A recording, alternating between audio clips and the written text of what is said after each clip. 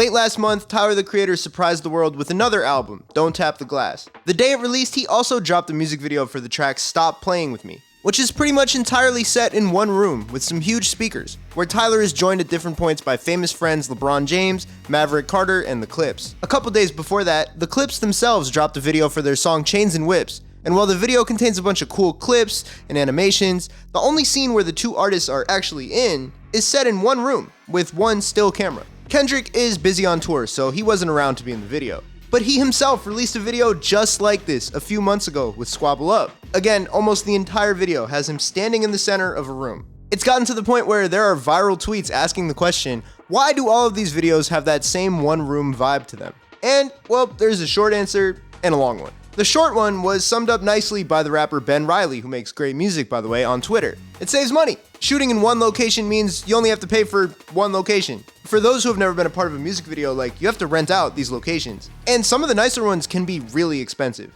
Besides shooting my own videos in the past, I also worked for a guy whose job it is to rent out these locations for video shoots and photo shoots in New York. And when I saw the price of some of those locations, my jaw hit the floor. I was like, get me out of the YouTube business and get me into what you do.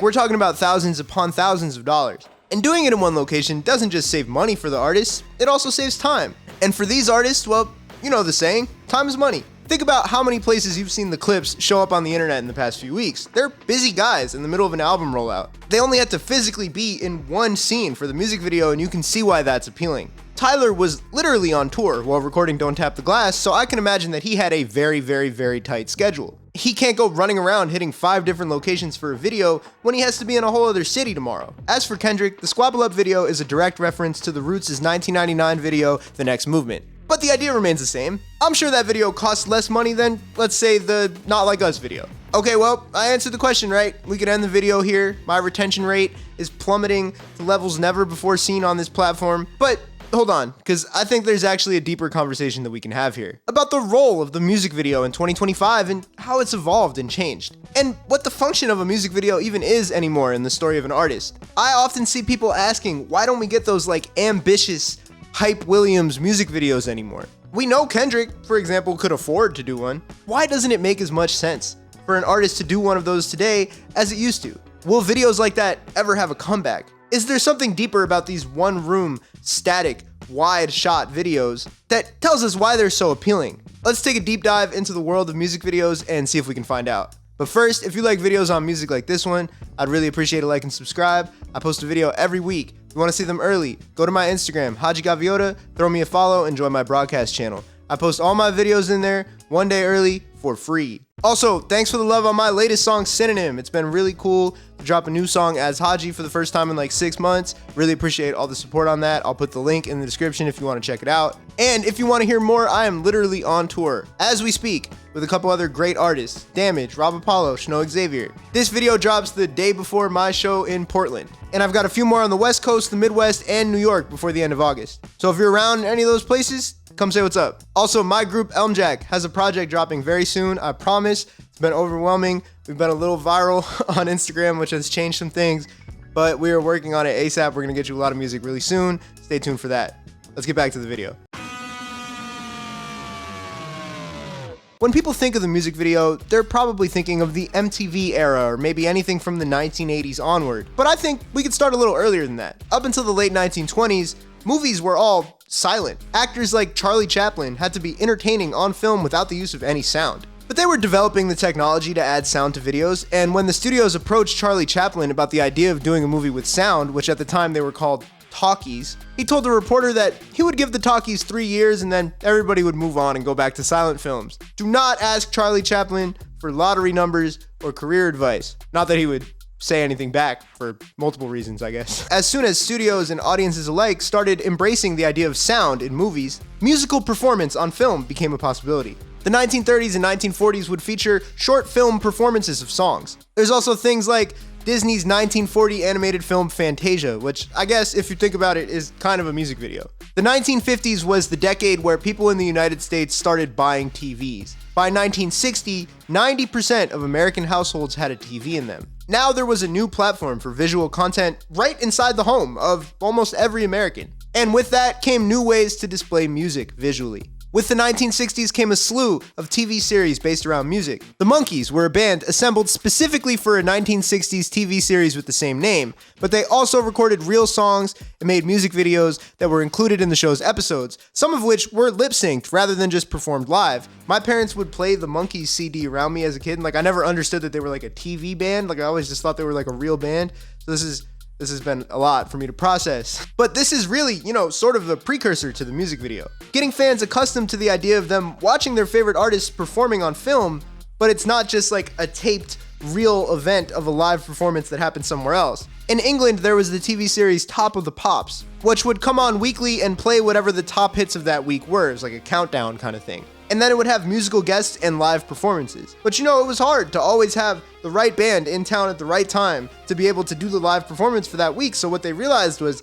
they could just pre-tape a bunch of live performances. And then some of those performances they would spice up by including choreographed dancers. And these pre-taped appearances kind of became another precursor for the music video. But these promo videos were not necessarily treated with the highest level of creativity. They were basically advertisements for the songs. Huge bands like the Beatles and the Rolling Stones would pre-film a bunch of these live promo videos so that whenever they were dropping a single, they didn't have to make a live appearance at every single live TV show in the country. And around the same time in the 1960s came what a lot of people consider to be really the true first music video. Bob Dylan's 1965 video for Subterranean Homesick Blues. He's not actually simulating a live performance of the song or lip syncing or performing in really any way. He's just flipping through these big cue cards that run through some of the lines on the song. But even then, the Subterranean Homesick Blues video was actually just the intro to a documentary about Bob Dylan's tour. It wasn't like he set out and said, let's make a music video for this song. Most videos that artists would record were either a piece of something bigger like this, or were just kind of straight up treated like advertisements, and not necessarily like pieces of art in their own right. But that started to change in the 1970s as artists got a little bit more creative with their videos,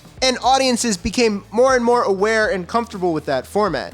By the time the 1980s rolled around, things were going to change in a big way. 7, 6, 5, 4. We've gone for main engine start. We have main engine start. August 1st, 1981 was a huge day in the world of the music video as the channel MTV started their first broadcast. They chose to make a statement with the first video that they played. The Buggles' Video Killed the Radio Star. Just a pretty self-explanatory song title about how visual media made the radio star a little bit less important. Bob Pittman, the co-founder of MTV, said, "We didn't expect to be competitive with radio, but it was certainly a sea change kind of video." He was kind of right. The rise of television did not necessarily immediately mean the death of radio. There was still a time and place. After all, you weren't going to be watching music videos in your car in the 80s. Still had to put something on. But with that being said, the music video became a staple in the development and the establishment of an artist. As Billboard wrote in 2019, music videos were a highlight of an artist's work. These videos put faces on the artists and told stories in a way that audio couldn't do.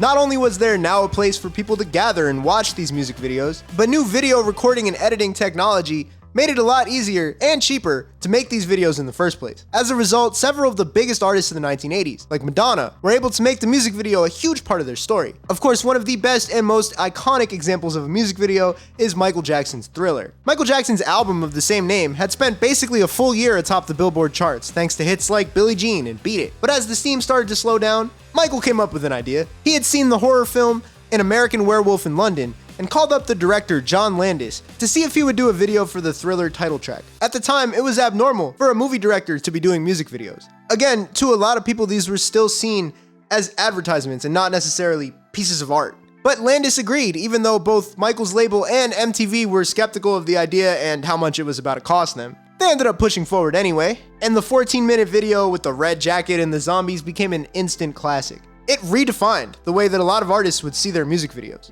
After Thriller, a lot of artists would really try to expand beyond the story of the song and tell a bigger and fuller story. And the music video wasn't just accepted now as an art form, but as an opportunity to drum up attention and controversy far beyond what a song could do on its own. Music videos were constantly getting censored, complained about, pushed back against. Madonna has an entire Billboard article dedicated to her called Madonna's 9 Most Controversial Videos. But what this should really underscore is just how important the music video was in pop culture.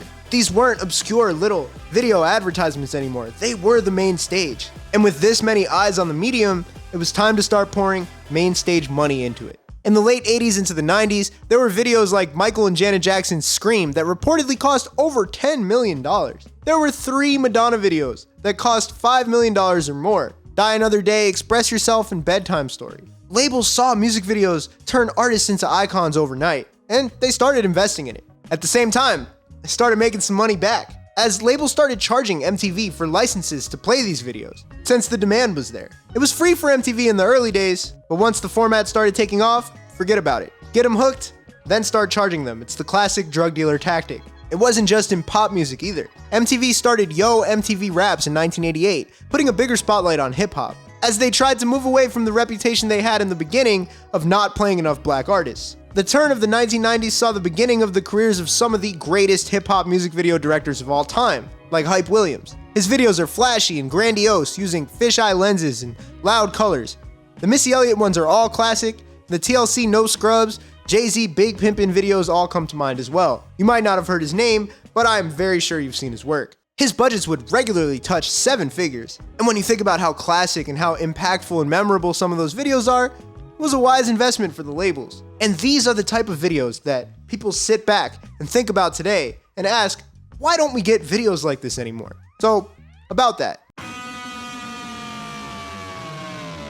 Now, this is not a perfect list because not every budget for every music video is publicly disclosed, but you'll note that of the top 10 most expensive music videos with public budgets, 8 of them were from 2002 or earlier. In the early to mid 2000s, the old way of doing music videos was becoming outdated. The music industry was in complete disarray thanks to the internet, and file sharing sites like Napster and LimeWire. People could fire up their slow desktop computers, wait 20 to 30 minutes before they were able to open anything, and then download all the music that they wanted, along with a couple unwanted viruses and probably the worm along the way. The number of people choosing to sit in front of a TV screen and then watch a predetermined list of music videos was shrinking. To try and stay relevant, MTV and its competitors like VH1 started playing anything but music videos, becoming the pioneers of the reality TV genre, with MTV taking the first step towards becoming the dedicated ridiculousness channel that it is today. When Bowling for Soup sang 1985 back in 2004, they had to point out that music wasn't really on MTV anymore, and that's why. That year, labels and MTV were butting heads to the point where the labels almost walked away from the negotiating table, kind of like what happened with UMG and TikTok a couple months ago, before they eventually agreed to a 3-year deal. It was reported that MTV was trying to pay labels less than half of what they used to pay to play music videos, because it just wasn't making money like it used to, so why pay the full price? This left music videos in a weird place, but a savior of sorts was on the way, as is spoiled by the title of this Rolling Stone article. Music videos were facing extinction, then YouTube happened. Some weird looking site that I'm sure nobody uses anymore called YouTube was invented back in 2005, where people could watch any videos that anybody uploaded to the platform, all at the comfort of their own computer screen. In the early days, people were mostly choosing things like Charlie Bit Me, Chocolate Rain, the dramatic look video of the prairie dog turning around, Oh My God Shoes, but this would eventually become the home for your favorite artist's music video. And also to random guys trying to make a career out of talking about your favorite artist's music videos. At first, it was the low-budget guys with the big money ideas who dominated. Just like what had happened in the 80s, video recording and editing technology got cheaper and easier, and more widespread all over again. This led to bands like OK Go, OK Going Viral, with the Treadmills for their song Here It Goes Again, or a 16-year-old kid like Soulja Boy taking the internet by storm with an easily repeatable dance trend. The people had the world's catalog of videos available at their fingertips, so why would they rely on an MTV VJ or a video DJ to just pick a bunch of videos for them? This led to a few years of a relatively democratic world of virality on the internet. Sometimes it would still be a big artist who would take advantage of that. For example, Beyonce's All the Single Ladies video in 2008 was massively viral. The labels also struck a deal with Vivo so that they could start earning music royalties off of YouTube streams. The music video was important again. But the new format meant there were new objectives to having a successful video. The best ones had to be shareable, memeable, repeatable in some sort of way, conjuring up the full tidal wave of the internet behind it. YouTube was a hub just like MTV was, but you needed this relatively new concept of the algorithm to take your video to the front page. You couldn't just pay the MTV guys to play the videos you wanted them to play anymore.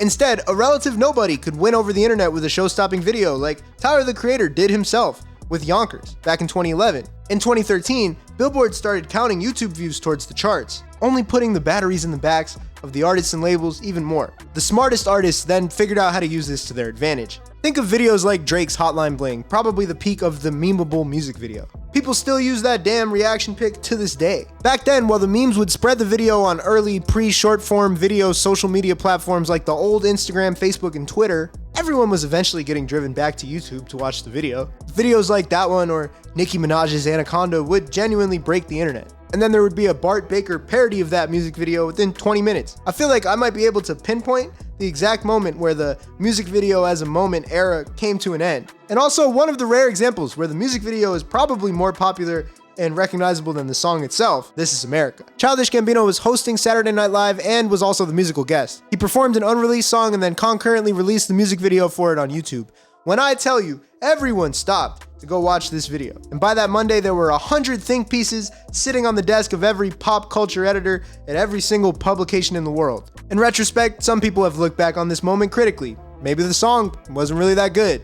Maybe the video wasn't as deep as people thought it was in 2018. Whatever. I'm not here to relitigate that. What I'm way more interested in is looking at it as the end of an era of a certain type of music video. Because a new way of consuming video was right around the corner.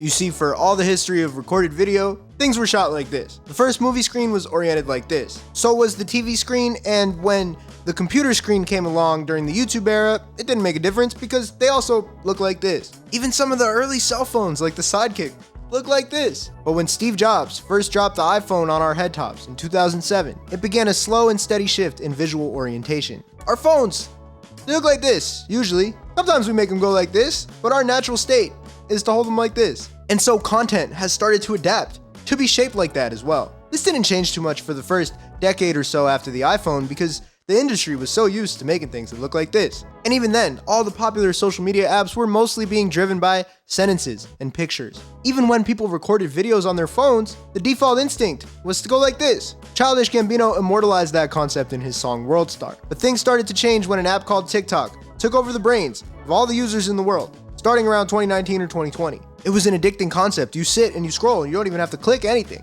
You just swipe and bam, there's another video for you. And it knows what you're gonna wanna see. And it just keeps going and going. Waiter, more videos. The TikTok videos are formatted in 9:16 or basically formatted to the way that you hold your cell phone. TikTok was so successful that all the other apps basically just tried to make their own app look like TikTok. Instagram Reels, the endless flowing videos on X, YouTube Shorts. All of them have at least one section of the app that's designed to give you an algorithmically determined waterfall of endless short-form videos. All this talk about aspect ratio and 9:16, it might sound dorky, but it really is the number one reason why the music videos that we open this video talking about look like that. So let's talk about why. You might think that social media apps shifting towards a video-first style would be great for the music video, and in some ways it is, but only for a certain kind of music video. It's not like most people are sitting and watching full music videos in their feeds. They're watching clips of music videos, bite-sized parts of hooks and verses that are basically, in a full circle way, advertisements for the song, just like the ones that the Beatles and the Rolling Stones used to film.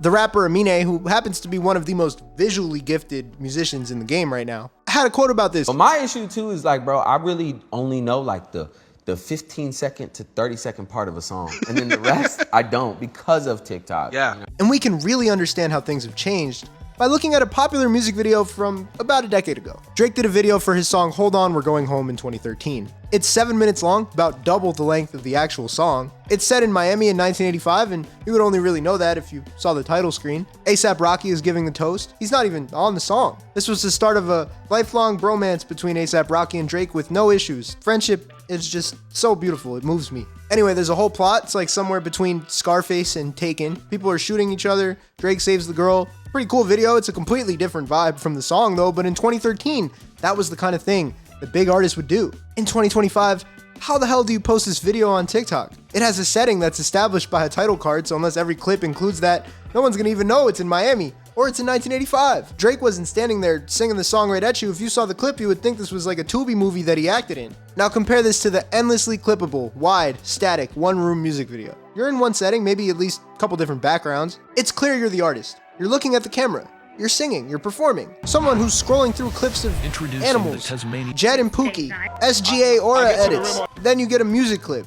For a clip to have good retention rate, the audience has to establish very quickly whether they want to watch it or not. And if they're not really sure what they're watching and it doesn't hook them in, they're just gonna keep scrolling. And this is a decision that's made in a split second. So if an audience sees Kendrick, the clips, Tyler the Creator, rapping right at them. They're like, ooh, I know exactly what I'm getting. This is a song by an artist that I like. It's the same way that they see an On the Radar clip with the green background or a hanging mic and they go, this is an artist. Let me see if I like them. Because in 2025, a very, very, very small percentage of the people who see a clip of something are actually going to watch the whole thing on YouTube.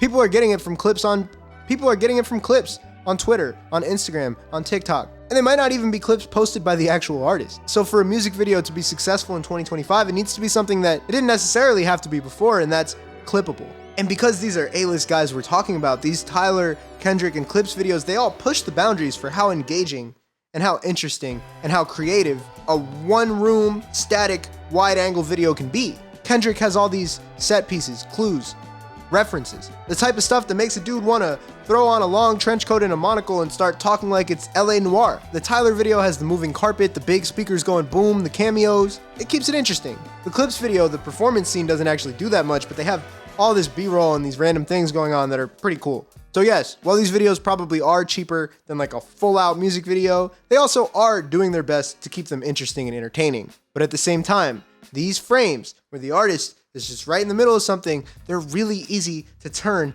into a vertical, clippable format. And it's not just a coincidence. It's not just about how much the videos cost. It's about how effective the video is going to be in today's media climate. It's so much easier to post that clip of Kendrick standing right there in the middle, Tyler standing right there in the middle, than it is to cut a scene out of like a narrative music video and post it and expect people to understand what's going on. So the next question people ask, and one that I see on the internet a lot, is like, are we going to see these huge Hype Williams style music videos ever again? And I think the truth is they've never fully gone away. There will always be an audience, at least for the foreseeable future, that'll enjoy like a full, well-made music video. Some of my favorite artists today are taking advantage of that format. I did a video on the UK underground scene that I'm a really big fan of, and the director Lauza works with a bunch of my favorite artists. Some of my favorite stuff of him is with Jim Legacy or YT. His ability to be nostalgic, reverential, and creative at the same time is unmatched right now, to the point where people are starting to question if maybe some people in K-pop are stealing his swag. Look, I have no dog in that fight. Do not spam my comments. I'm just saying people are talking. Another personal favorite of mine in the video world right now is Rahul. He's an artist that I briefly talked about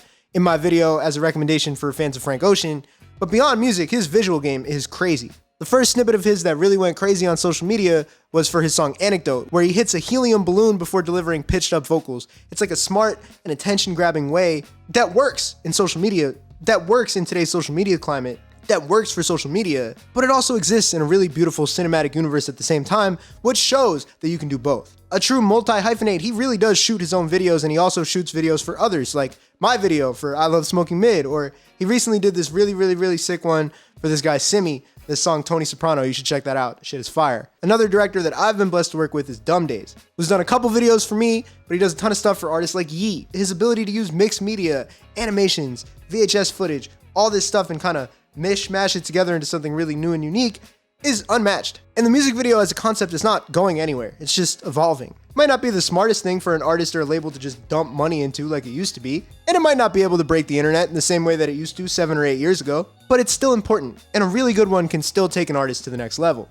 even if they're only in one room the whole time. I believe these static one-room music videos will only get more and more common. Well, the aforementioned artists that I started this video with, they're shooting it probably for the reasons that I talked about. More and more artists are going to shoot videos like this just because Tyler and Kendrick did it, which is just kind of the cycle of how things go. And then the Tylers and the Kendricks and the forward-thinking artists, they're going to go back to the drawing board and come up with something new. And then the cycle will repeat itself. But yeah, let me know what you guys think of this new video trend. Do you like how creative these artists can get within one frame, or do you feel like it's lazy and you kind of miss the big whole experience? And let me know what you want me to cover next. Come see me on tour. Peace.